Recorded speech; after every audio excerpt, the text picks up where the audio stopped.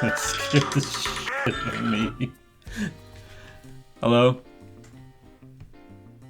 You just scared the shit out of me, man. No, she didn't. No. Yeah, hang on, I gotta I don't believe you, but hang on. Let's see. I'm having to type with one hand because... No. Holy shit. No fucking way. Oh my god. Dude, it's happening. Oh my god. It's happening.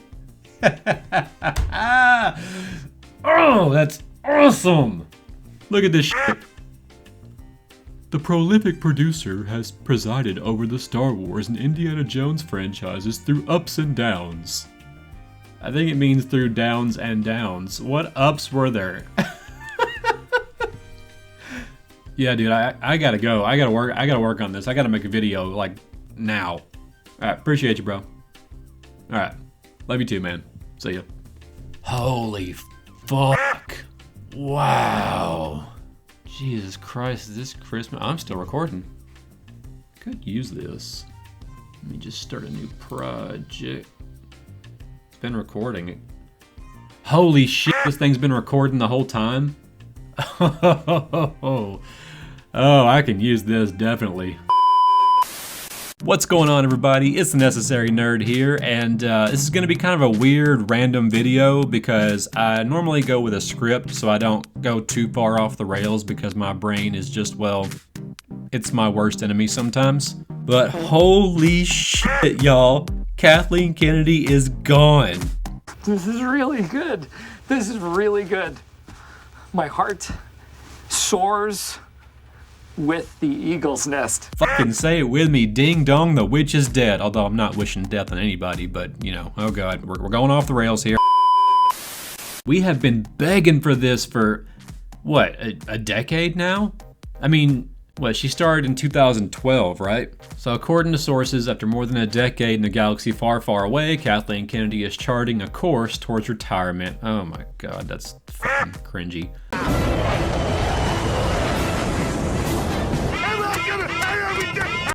She told associates that she plans to retire by the end of 2025. A source confirms to The Hollywood Reporter. Let's see. Reps for Kennedy and Lucasfilm were not immediately available for comment. Of course, why would they? Let's see, what's this right here saying? She relaunched the franchise beginning with J.J. Abrams' Star Wars: The Force Awakens. Let's see here. Disney released a Star Wars film every year from 2015 to 2019. That's f***ing true. And following the rise of Skywalker, which received a mixed response. Yeah, I would say so. Mixed is definitely putting it lightly.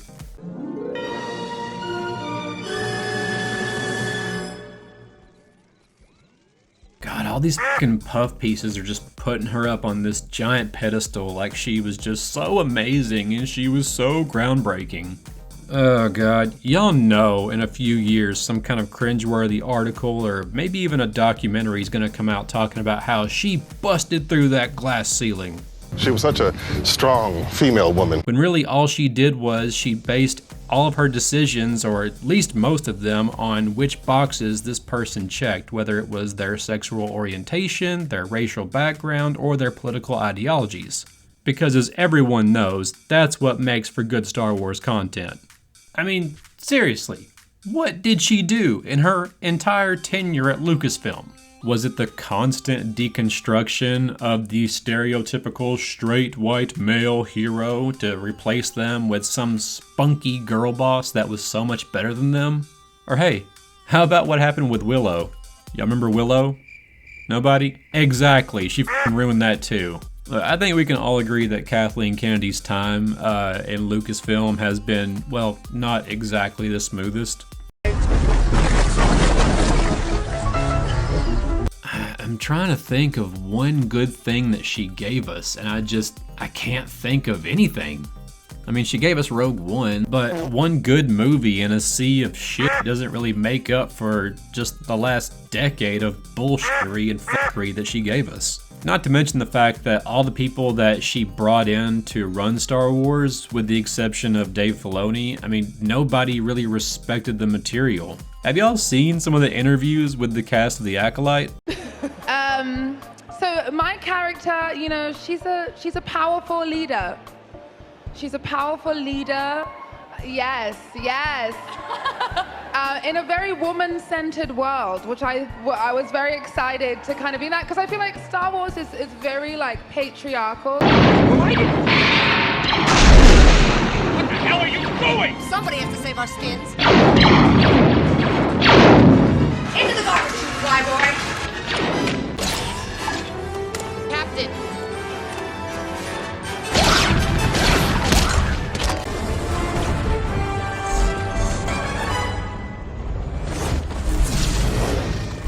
Something that like my parents would have allowed me to see when I was younger as a queer person. Gotcha. But I would have been able to understand as a queer person. I just try to treat everything as if we're on RuPaul's Drag Race. I would say arguably the gayest Star Wars. People have told me that it's the gayest Star Wars, and I'm frankly into it. When you bring new things into a society, it's like the balance of the force. What happens when there's something new, people have a tendency to overdo it. The best parts about Star Wars is there is no good or evil. You can either use it for good, or you can use it for evil. It's about good and evil in us. Star Wars is a way of updating that idea to say, watch out, because there are people out there who don't play by the rules, because they're selfish and greedy, turn themselves into evil people. Anakin just killed a whole Death Star. How many people died on that? How many people died on that? How many people died on that? And they wonder why that show tanked. I guess this begs the question, who's gonna replace her? Obviously, the heir apparent would be Dave Filoni, but I don't think that he should do it on his own. Dave Filoni, he's great for Star Wars, but he's proven that after a certain amount of time, he starts to kind of, grow stale as a creator. You could bring in Jon Favreau, but I don't want Jon Favreau running the entirety of Star Wars. God knows we don't need Kevin Feige in the mix. I'll tell you what I would do. I would have Dave Filoni back in the director's chair, honestly. I would put him at the top, but with one caveat. Bit of a wild throw out there, a little bit of a random suggestion, but I would bring in Sam Witwer. For those of you who don't know, Sam Witwer has quickly become a Star Wars legend as far as the community goes. Not only has he voiced some of the most beloved and well-adapted characters that we've been given, but he also has proven that he absolutely loves Star Wars and is incredibly knowledgeable of the source material. But when Maul does his thing, the first thing Obi-Wan does is he does his, sort of his kid self. He turns into Ewan McGregor for a second, and then takes a breath and goes, oh, no, that was the mistake. That's the guy that fought in the war. We learned that was not the way to go. Mistakes were made back then. I'm actually Ben Kenobi, and he goes to the Alec Guinness pose. And then he's like, let's see if I can play the same trick on Maul. And then he assumes the Qui-Gon Jinn pose, thus cueing Maul up to try the same move that he tried on Qui-Gon. And it all has to do with a huge misunderstanding on the part of Maul.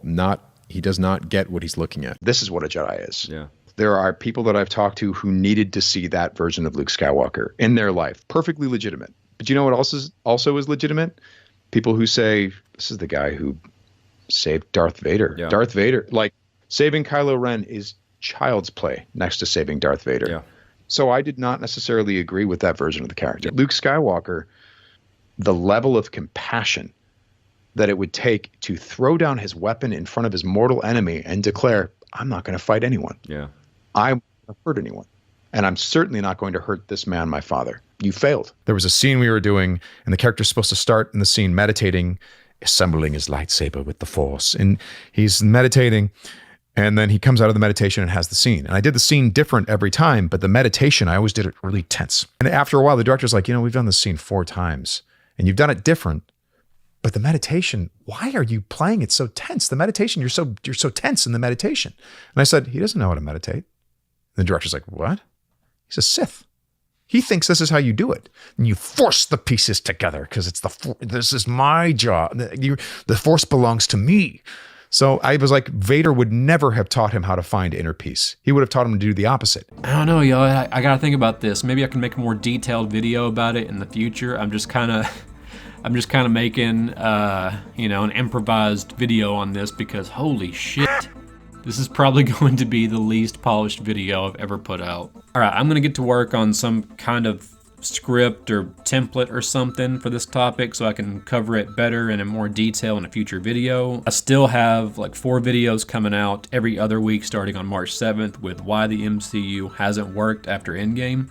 A quick word of warning on the next 4 videos coming out. I recorded the audio for all 4 when I was severely sick with the flu. For about a week and a half, my fever didn't get below around 102 to 103, somewhere in that region. I felt like I was on death's door, and I still tried to put out some audio for videos. So the quality or the volume of my voice in those videos is not fantastic. So y'all just please, be gentle. All right, yeah, enough stalling. I'm gonna get to work on this. Sorry for the really random and non-cohesive video, but I don't really get to record my genuine reaction to things that often, but it just so happened that my mic was on auto record and my screen recorder was on when I was researching for a new video. So yeah, kind of a fun video to give you guys, but anyways, I'm gonna get to work and I'll see you on the next one, okay?